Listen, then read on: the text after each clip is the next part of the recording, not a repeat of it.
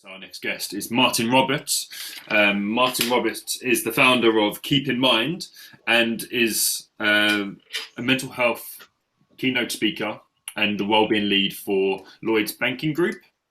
And he's going to share his journey to why he is where he is today through a few different reasons, I guess, probably the best term to use, and why he is where he is today. I'm not going to spoil the story, so on to you, Martin. Welcome. Thank you, Richard, and thank you, Stephen, as well, for sharing your insights as well, which I think I'll probably touch on a few things that you've pointed out.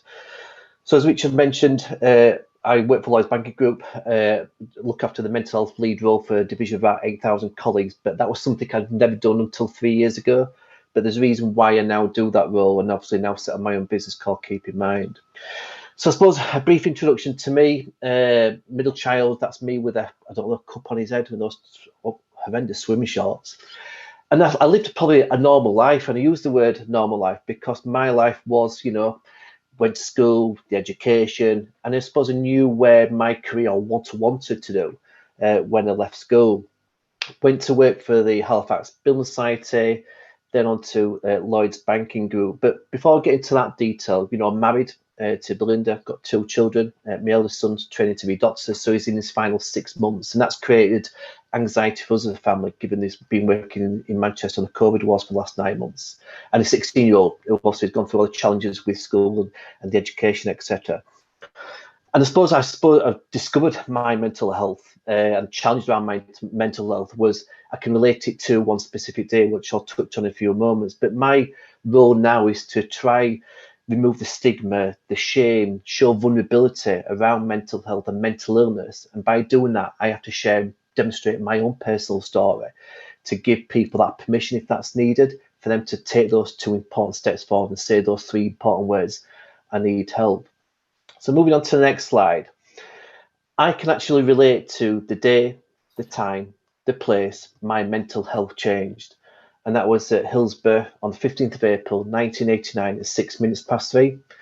So as a 20-year-old, I was an ardent Liverpool supporter. I went to that game into Leppings Lane, and that's when it was Britain's worst sporting disaster, when 97 Liverpool supporters lost their lives. I was in Leppings Lane, I was in that pen, and I fought for survival that day. And I climbed over men, women, and children.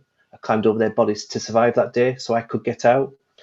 And that was something that lived with me for 32 years. And I thought I'd probably put all that in the past. And at 20 years old, in a family whereby mental illness wasn't discussed, it was a case of you roll your sleeves, you get up on with it. The following Monday, I went into work as if nothing had happened, because again, there was nothing visible wrong with me. And it was a trauma that I thought I could cope with and certainly put behind me, because again, even though mental illness, mental health was certainly there in 1989, it certainly wasn't anything that was going to be discussed in my family or in the workplace. Why? Because I was a 20-year-old man. I was a career-minded. I wanted to be progressing my career, and I certainly wasn't going to tell people that I was struggling. But then over a period of time, with the ongoing legal inquiries, the court case, etc., things started to creep up on me. And in 2017-2018, my wife was diagnosed with a bone tumour, my dad was diagnosed with cancer, and my mother died of dementia 2 years prior to that. But I was at Lloyd's Banking Group at that point, and I was progressing quite high up within the organisation, and I wasn't going to tell people I was struggling. This was my problems to sort out. My wife would be asking me if I was okay, and I would be saying, yes, I'm fine. But deep down, I was spiraling into a period of depression. I would fake illnesses so I didn't have to go out and socialise with people. My appearance probably wasn't the appearance that people would expect of me going into the workplace. But I used work as a way to escape. I would start working long hours, 13, 14 hours a day. I'd be in the office at 4:30 in the morning to escape the questions I'd be getting asked at home. But then things started to unravel, and as people started to notice that I possibly wasn't myself. And I know this sounds really up there, but one morning I attended my own funeral. And what I mean by that is I was physically, mentally, emotionally exhausted. I couldn't take any more. And I started to think about what will people say if I wasn't here, because I personally become a burden, or felt I become a burden on my friends and my family, and the place would be better without me. And I looked from the outside in, for the first time in a number of years, I felt at peace and at rest with myself. So that morning, I got dressed and I started going out to the door, and I was going to go to take my own life. My wife stopped me. Why she woke up at that point, I'll never know. And I did the most two important things I have ever done. I literally took 2 steps forward. I said 3 simple words: I need help. And as a 48-year-old male man, father, dad, husband, that was a huge thing for me to do. Admitted to a mental health hospital. I thought it would be for a couple of days. I was in there for 3 weeks, made a further attempt on my life. And at that point then, I realised I had nowhere else to go. I literally couldn't go any lower. So somehow I had to be accepting of the help and support that was available. And hypothetically, I stripped myself naked and started to rewire my own thoughts, my own feelings, and start to go back into the places I certainly didn't want to go back to, Hillsborough as being one of them, and try to somehow get over this survivor's guilt, or the guilt of losing my mother, my wife being poorly, not being the husband or the father that I really wanted to be, because I wasn't a real good husband and father. I didn't want to be around people. So I went on a journey, and a journey of discovery, I suppose is the best way to describe it. 8 months I was off work. Again, I've never been off work in my life because I wanted to go career because of what people would think. And that was a key thing for me. What will people think about me being at home, me being, being off, when from the outside, I looked fine. But eventually I came back into the workplace, and that was a journey itself. And I sat at my desk and I couldn't perform the role I was previously doing as a senior program manager. I somehow had to give something back. So I had a word with my director, and I just wanted to do something in the wellbeing space. And I was put into a role for 6 weeks. And on the 4th of January 2018, I sat at my desk with a blank piece of paper and thought, oh my God, what have I asked for here to do a wellbeing role?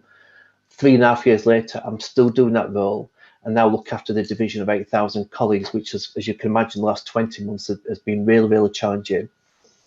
And with the pandemic, we're doing a lot of support with organisations, still doing the role with Lloyds, but I want to do something in my own entity and to really give that message out there. So then 4 months ago, I set up my own company called Keep in Mind Limited, still working at Lloyds, but doing this outside of Lloyds, to try and show and demonstrate and show that vulnerability, that it's a male macho thing. We go through shit in our lives, but we have to somehow come through this. We have to do those 2 important things: put that outreached hand, take 2 steps forward, say 3 simple words, and get that help, which I know can be so difficult in a male type environment. So I now show my vulnerability, do my talks, but more importantly, it's not about me. It's about what got me back into the workplace. It's what can get other people back into the workplace, and try to demonstrate and show some of those hints, tips, techniques, call it what you want, because we've got to face into a number of challenges going forward. And then just to find on the last slide, there's a pair of brown shoes, which is part and parcel of a video that was produced. They are the most important personal possession I now have. Why? When I got up that morning, my wife threw away all the things that reminded her of what I was going to do that day, except for the shoes that I wore. Why? We'll never know. So for me now, the personal reminder of the path and direction I was going to walk that morning, but more importantly, that the path and direction I now walk day in, day out. And that's where, when I ever do talks, presentations, I wear those same shoes, because they're a simple reminder to me of where I was going to go, but now where I go day in and day out. And that's to try and remove that shame and that vulnerability. And finally, just the last slide is just, again, some of the work that I do externally around the talks and presentations as part and parcel of my own company now as well. So hopefully that gives you a bit of my experience and personal spotlight onto mental health and wellbeing. Thank you, Martin, for sharing a super powerful story to where you are today and some of the challenges you've had to face. And has anybody got any questions? I've got a question. You obviously, I know you do lots of bits separately to Lloyds Banking Group, but I know you're obviously now a big part of the wellbeing lead and wellbeing strategy within there. When it comes to men's health inside Lloyds Banking Group, is there anything you're doing to really bring that to the forefront? Personal stories are so powerful, I think, because it gives that authenticity, that credibility, that regardless of what position you're in an organization or gender, we all go through troubles in our life. I think sometimes just showing that vulnerability and sharing that can be so, so powerful, because you may never know who the person that you go to help, but you can, hopefully help an individual, and you may never see that person or hear that person. But for me, personal stories, it's something that we've always advocated within, specifically within our division, especially around male mental health and wellbeing. But yeah, it breaks down that stigma behind weakness, I guess, right? Yeah. Absolutely, and for me, it's about we have to listen differently and act differently. We're in a totally different world now to where we were in March 2020, and now we have to totally listen to what people are saying, not assume we think we know what they want, as opposed to what they really need and what they really want at that point in time. Yeah, Noz has got a good question. How do you start that conversation with men? I think it's creating that safe psychological environment. I think it goes back to my point around sometimes showing your own vulnerability and showing that it's okay, because I think it gives, if it's the right word, permission for other people to say, yeah, I'm struggling. So I think sometimes it's a case of showing that vulnerability and showing your own personal experiences as well, and just watching out for those subtle signs or subtle differences, because a well-being conversation for people right now is not life-changing. It could be life-saving for them. And again, it's trying to spot those signs, which obviously Stephen mentions part of his update as well.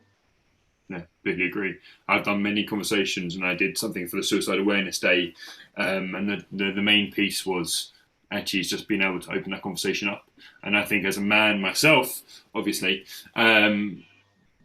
it's hard, and some men aren't naturally going to speak out. Then you need to have those safe spaces, and it might not be at work. It might be in your home life. You might be with your family or friends, and I just think it's being able to provide those situations and places where you can do that. And I think that's the other part of it as well. It's important to put these things into the workplace, but we also have to be able to do it outside, because some people, like yourself, before you got to that situation, maybe you don't feel comfortable at work to be able to do that. You don't want to show that weakness at work because you want to progress. And although the workplace isn't where it needs to be now, there is an opportunity to do this outside of the workplace via being a good friend. Absolutely. And Sally's put on a few good ones. I don't know if you follow these. Andy's Man Club. There's a few other spaces you can chat, reach out to Samaritans, people like that, where you can encourage people to go for support.